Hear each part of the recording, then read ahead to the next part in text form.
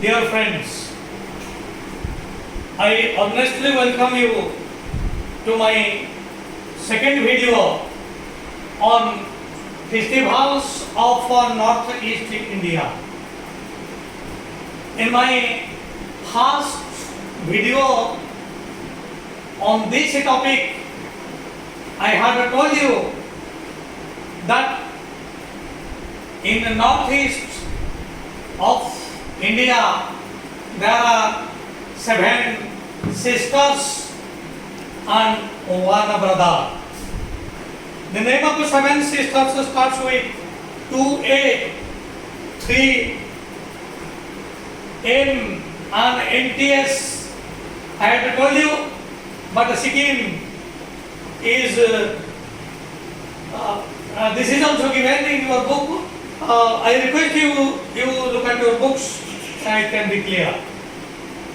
Look at your books. The Northeast India is a collective name for the easternmost parts of India, representing both the geographic and administrative divisions of the country. ଆମ ଦେଶର ଭୌଗୋଳିକ ଏବଂ ପ୍ରଶାସନିକ ଦୃଷ୍ଟିକୋଣରୁ ଯେଭଳି ଭାବରେ ରାଜ୍ୟମାନଙ୍କୁ ସବୁ ଚିହ୍ନିତ କରାଯାଇଛି, ରାଜ୍ୟ ସମସ୍ତ ରହିଛି ଭୌଗୋଳିକ ଦୃଷ୍ଟିକୋଣରୁ ଏବଂ ପ୍ରଶାସନିକ ଦୃଷ୍ଟିକୋଣରୁ। ଆମର ଗୋଟିଏ ଯେଉଁ ଥିଲା ଷ୍ଟେଟ୍ ଜାମ୍ମୁ କାଶ୍ମୀର, ତାକୁ କିଭଳି ଭାବରେ ବର୍ତ୍ତମାନ ତାହା ବର୍ତ୍ତମାନ ରାଜ୍ୟ ନୁହଁ, ଲଦାଖ ସହିତ ତାହା ବର୍ତ୍ତମାନ 2ଟି ୟୁନିଟ୍ ଟେରିଟୋରିରେ ପରିଣତ ହେଇଛି, ସେମାନେ ଜାଣିଛନ୍ତି। ନର୍ଥ ଇଷ୍ଟରେ ଆମେ ମାନେ ଦେଖୁଛନ୍ତି ଇଷ୍ଟର୍ଣ୍ଣ ମୋଷ୍ଟ ପାର୍ଟସ୍, ଅର୍ଥାତ୍ ଭାରତର ଇଷ୍ଟର୍ଣ୍ଣ ମୋଷ୍ଟ ପାର୍ଟରେ ଏ ସମସ୍ତ ରହିଛି। ଦ ରିଜନ୍ କମ୍ପ୍ରାଇଜେସ୍ 8 states। ଦ ରିଜନ୍ ଅଞ୍ଚଳ, ଏ ଅଞ୍ଚଳ କୋଉ ଅଞ୍ଚଳ ପିଲାମାନେ? ନର୍ଥ ଇଷ୍ଟ। এই north east reason, you see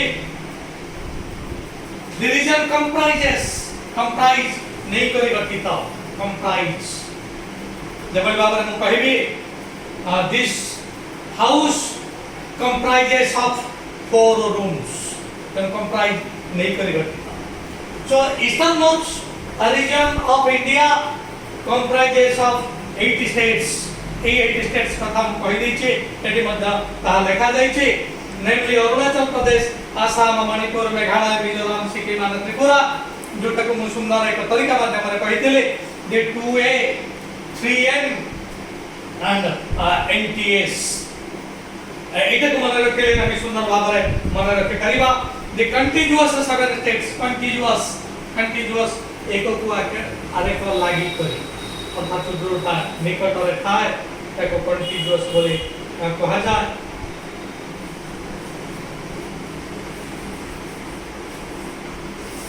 That means one state is dependent on the other। गोटे स्टेट अन्य स्टेट ऊपर निर्भर करूची, जोटा हम इंटर डिपेंडेंस बोली कहूछु, परस्पर निर्भरशीलता। Look at your books.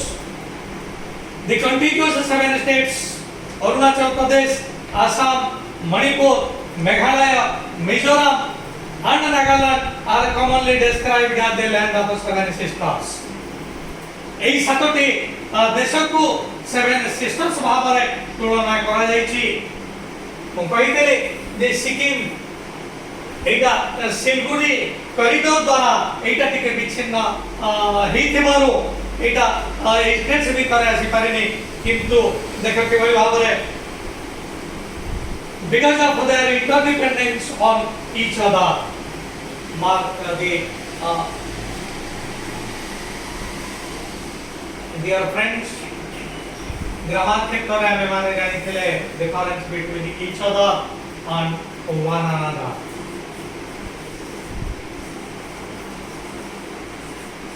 I had told you each other दुई जन का क्षेत्र में each other व्यवहार हुए एवं one another दुई अधिक क्षेत्र में व्यवहार हुए। I have already told you। You see, because of their interdependence on each other, on the other hand, Sikkim is geographically not a contiguous part of northeast region। এই যে 7টি সিস্টেম কথা আমরা দেখিলে, এই 7টি স্টেটস পরস্পর উপরে নির্ভর করুଛନ୍ତି, কিন্তু গোটিয়ে जोटा कि कंटीन्यूअस पार्ट नुह এই স্টেটস ମାନଙ୍କର continuous path ନୁହଁ that is ସିକିମ ଖାଲି ମୁଁ କହିଦେଲି ଯୋଉ ସିକିମର ରାଜଧାନୀ ହେଉଛି ଗ୍ୟାଙ୍ଗଟକ୍ এই ସିକିମ এই ସେଭେନ ସିଷ୍ଟର୍ସ ଭିତରେ ଆସୁନାହିଁ ଦେଖ କିଭଳି ଭାବରେ Sikkim is geographically not a continuous path of north east region এই নর্থ ইস্ট রিজন এইটা কন্টিনিউয়াস পাথ নুহঁ সিকিম কন্টিনিউয়াস পাথ নুহঁ কন্টিনিউয়াস পাথ কে Arunachal Pradesh continuous path Assam continuous path Meghalaya continuous path Nagaland Manipur Mizoram these are the continuous paths of the north east region of our country but the Sikkim is not a continuous path. It is separated from the north east by Siliguri corridor. Siliguri corridor द्वारा एटा विच्छिन्न हेछि सो Siliguri corridor ए होछि जहा माध्यम रे एटा विच्छिन्न हेछि ताहा होछि सिलगुड़ी कॉरिडोर आज भली भाबरे तुम माने जानिछ जे भारत थारो श्रीलंका जेमति अलगा हेछि जोटार ना होछि पक स्ट्रेट पक प्रणाली ठीक से भली भाबरे कोनोसी ना कोनोसी माध्यम द्वारा परस्पर ठाରୁ विच्छिन्न हुअन्ति एटा होछि सिलगुड़ी कॉरिडोर सिलगुड़ी अंचल ता मध्यरे रहिछि एटा एई सातटी सिस्टम ठाରୁ सिक्किम की अलगा करछि look at your books so it is not included in the land of seven sisters so seven sisters land भितरे एटा नाही however Sikkim has happily taken up the role of being a little brother to the amazing seven sisters जोटा मो पूर्व video रे कहितले पूर्व session में कहितले जे सिक्किम इटा seven sisters भितरे आसु नाही सिक्किम वर्तमान ए सेवन सिस्टर्स करो एक छोटिया कुनी भाईर मान्यता पाइछि देन वर्तमान we are now coming across seven beautiful sisters along with the beautiful tiny brother beautiful little brother of seven sisters वर्तमान हमारे टॉपिक संपूर्ण भावरे एटा it is concentrated on seven sisters and one little loving brother सात sister एवं गोटे loving brother तांको ऊपर concentrate करूची concentrate सबु ऊपर करू नाही कंसंट्रेट केवल करूची एमानकर केआसान फेस्टिवल्स एमानकर कल्चर की भली भावरे एमानकर ट्रेडिशन की भली भाव केया मेला तो मन जानिछ भारत वर्ष को कहा जाए कि 12 मास 13 जात हुए एडी विभिन्न भाषार लोक माने सब अछंती हिंदू मुस्लिम पारसी जैन क्रिश्चियन सो समस्ते निज निजर कल्चर को नहीं कर गर्व करंती समस्त फेस्टिवल सब रहिछि वर्तमान आमे जानिबा जे जोटा first important sister that is Assam वर्तमान आमे जानिबा ए आसाम रो कोन समस्त रहिछि तार culture the north eastern region of India is a place of diverse culture diverse विभिन्न प्रकार जोटी विभेदता देखा जाए ताको डाइवर्स बोली कहते डाइवर्स अर्थात विभिन्न प्रकार कल्चर समानता नहीं अनेक प्रकार कल्चर परिदृष्ट होछि एई सातटी भूमि राज्य क्षेत्र रे एवं छोटिया भाई सिक्किम क्षेत्र रे आस्ते आस्ते में गोटी गोटी आसी The different communities and tribes of North East India celebrate their unique festival with great enthusiasm and joy. एठी जो डिफरेंट कम्युनिटीज होची डिफरेंट अंचल समस्त होची ए अंचलर जो माने इनहाबिटेंट्स अछंती ए अंचलर जो माने बासिंदा समस्त अछंती समस्त निज निजर कल्चर को नै गर्व करूछंती निजर ट्रेडिशन को नै गर्व करूछंती एवं सेमानकर कल्चर को बहुत सुंदर भाव रे मनाउछंती with great enthusiasm and joy enthusiasm and I know this ananda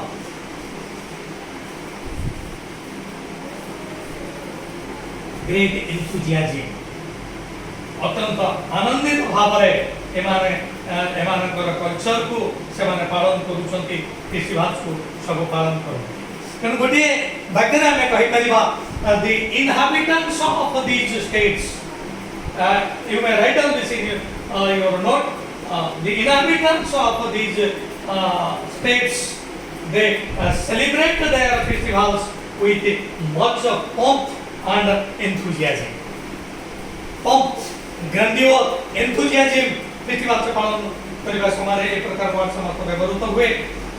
वर्तमान आम देखा कौन कौन पर्व समस्त पालित होउछि। And here most of the festivals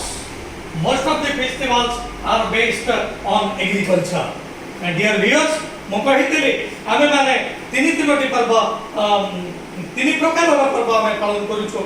जातीय पर्व, धर्म भित्तिक पर्व और कृषि भित्तिक पर्व। एठी जो विशेष भाव में वर्तमान आम आसाम को आसवा, ये आसाम जो पर्व गुड़िक विशेष भाव में पालित होउछि से पर्व गुड़िक साधारणतः एग्रीकल्चर उपर कृषि उपर बेस करूछि। You look at this sentence are based. I am coming to grammar are based। आमे माने टेंस रे जानि छंती जेते बळे इज आमार रहे ताहा ऑक्सिलरी भाव रे व्यवहृत हेले ताहा T1 F2 रो ऑक्सिलरी एटा माने जानि छ T1 F2 क्षेत्र रे आमार पूर्ववर्ग का रहे ing फॉर्म रे। they are singing, they are going। किंतु देखो डियर व्यूअर्स एठी से आर परे एठी पीपी फॉर्म रो पूर्ववर्ग का पीपी फॉर्म रे रहिछि।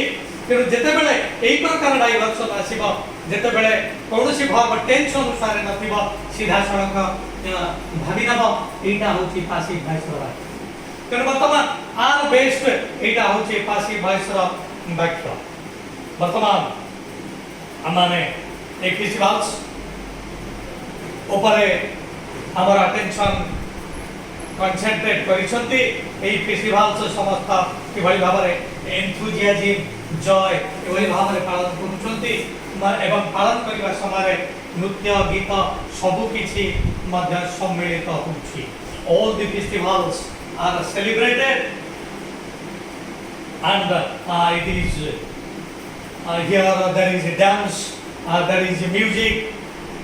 you see look at your books, no celebration is complete without traditional music and dance। प्रत्येक फेस्टिवल्स रे ताकर म्यूजिक रहिछि एवं डांस रहिछि। It seems as if the celebration of festivals is incomplete without music without dance. एमिति कोनोसी festivals नाही जोटी dance नाही, जोटी सॉन्ग नाही, जोटी म्यूजिक नाही।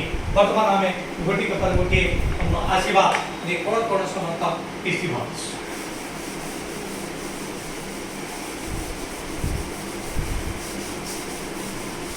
Dear viewers, now come to the second important stanza। Blessed with a lost granary and the mighty river Brahmaputra, the people of Assam have a lot to celebrate। Assam वर्तमान हमें आसाम को आसीबा जे होची सात भूमि के भीतर गोटिए भूमि state ई आसाम।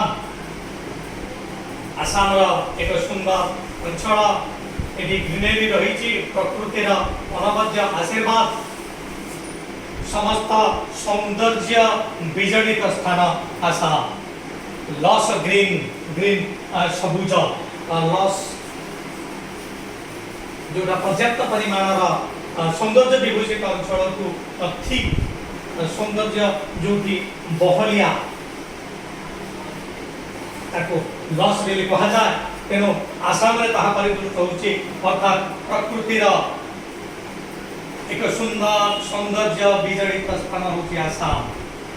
एही सुंदर सुंदर गछ, those who are laden with leaves, laden with flowers, सुंदर फूल, सुंदर फल, सुंदर पत्र विभूषित वृक्ष गुड़िक अनेक वृक्ष परिदृष्ट होती जहाँ आसाम सौंदर्य को अनेक गुण बढ़ी। And what else this Assam, it has got the blessings of a beautiful river also, beautiful एक सुंदर नदी रा आशीर्वाद मध्य पाइछि। and you know that river is Brahmaputra. Brahmaputra एक सुंदर नदी के ब्रह्मपुत्र एटा तमे माने जानिछ जे origin of Brahmaputra is not in India, origin of Brahmaputra is in Tibet. तिब्बतर Mansarovar हृदयरु ए ब्रह्मपुत्र आसीछि। आसामर नामचेबालु अंचल देई करी एटा प्रवेश करिछि भारत को एवं ए ब्रह्मपुत्र नदीर पटुमाटी द्वारा सब जमी गुड़िक आसाम अंचल गुड़िक संपूर्ण भाव में सौंदर्य विभूषित होती जो प्रकार शस्य जो प्रकार वृक्ष ये रोपण कर सुंदर भाव में से प्रकार वृक्ष ये परिपुष्ट हो Blessed with the lush greenery and the mighty river Brahmaputra, the people of Assam have a lot to celebrate. Bihus are among the major cultural festivals of Assam. They are a series of 3 prominent festivals.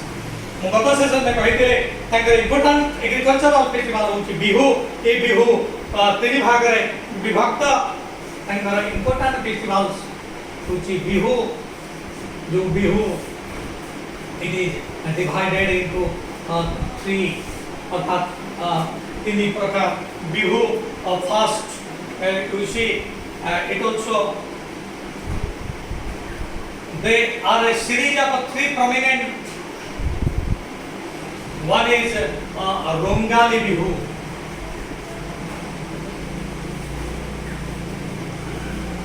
One is Rongali Bihu. Another is Kongali. You write down this. Rongali, Kongali, and Bhogali.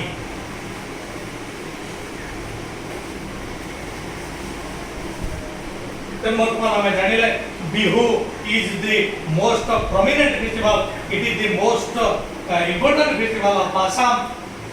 Bihu festival are divided into 3 types. There are 3 types of Bihus. One is Rongali Bihu, Kongali Bihu, and Bhogali Bihu. এই তিনোটি বিহুর না মধ্য অলগা প্রকার B রয়েছে এই রঙ্গালী বিহুকে মধ্য কহা যায় you look at your books. Rongali Bihu also known as Bohag Bihu. It is madhya Bohag Bihu boli kaha jay. So Rongali Bihu eta nama madhya Bohag Bihu. Ei Bohag Bihu eta celebrate hue in mid April. ei boli bhabare eita ku kari diya eta onek kotha mane rakhiବାକୁ padibo eta mid April le celebrate hue.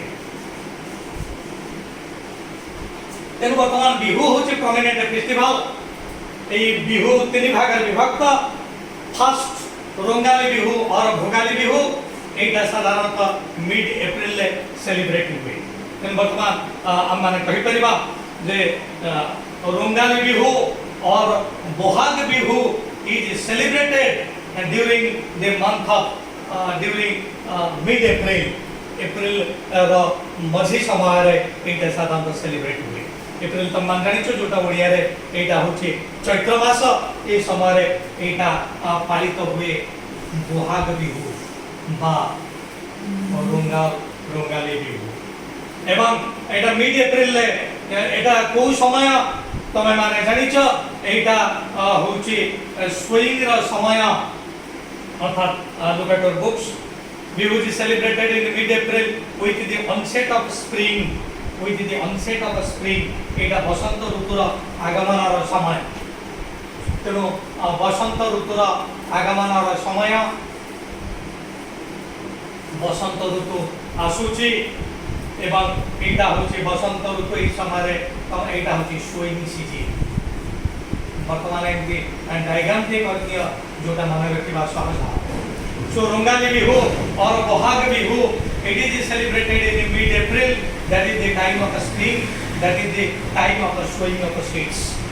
ये समय बोहाग बिहू बा रोंगाली बिहू एमाने पालन करते आसाम आदिवासी माने आसाम जो tribes जो जनजाति माने रहिले एमाने एटा को सुंदर भाव में पालन करते and it also marks the start of a new year एवं तुम माने जानिଛ एटा होची नूतन वर्ष नुआ वर्षर आरंभ कारण आम बर्तमान इंग्लिश नुआ वर्ष को पालन कर प्रकृत में आमर नुआ वर्ष हूँ चैत्र समय ही आमर नुआ वर्ष पालित हुए यहाँ एप्रिल हूँ तुम मैंने जान नुआ वर्ष किभली विभत्स घटना इंग्रेज मैंने संगठित करते जालियानवाला बाग हत्याकांड 1919 मसीहा एप्रिल मास 13 तारीख ये समय भारतीय मान रुंड होते जनरल रेजिनाल्ड डायर किभଳି ଭାବରେ ନିରୀହ ଭାରତୀୟଙ୍କ ଉପରେ ଗୁଳି ଚାଳନା କରିଥିଲେ ଏଇଟା ତମମାନେ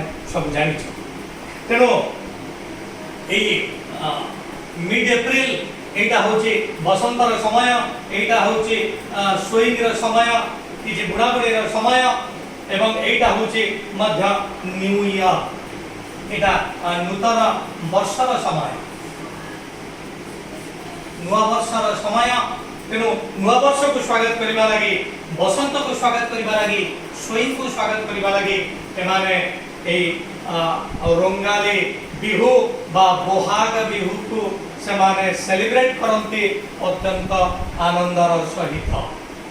तेणु स्विंग समय रंगाली बिहू सेलिब्रेट कर, बोहाग बिहू सेलिब्रेट कर, कंगाली बिहू सेमाने केतबेले सेलिब्रेट करूछंती एवं भोगाली बिहू एई आसाम ट्राइब्स माने आसाम जनजाति माने केतबेले सेलिब्रेट करूछंती जोटा आमे परवर्ती सेशन में जानिबो। डियर व्यूअर्स माने जानिले the most prominent festival, most prominent agricultural festival of the tribes of Assam is Bihu. It is divided into 3 parts. এই 3 পার্ট আমি কেবল গোটিয়ে পার্ট রঙ্গালী বিহু বা বহাগ বিহু বিষয়ে জানিলে, कंगाली बिहू एवं भोगाली बिहू को आमे परवर्ती सेशन में आमे पढ़िबा। With this I am going to put a full stop on my today's session. Before leaving, I place 3 requests. Please like my channel, please share my channel, and please subscribe my channel. Give me encouragement so that I can proceed further and further. I can come to you with several important promising videos. Thanking you all.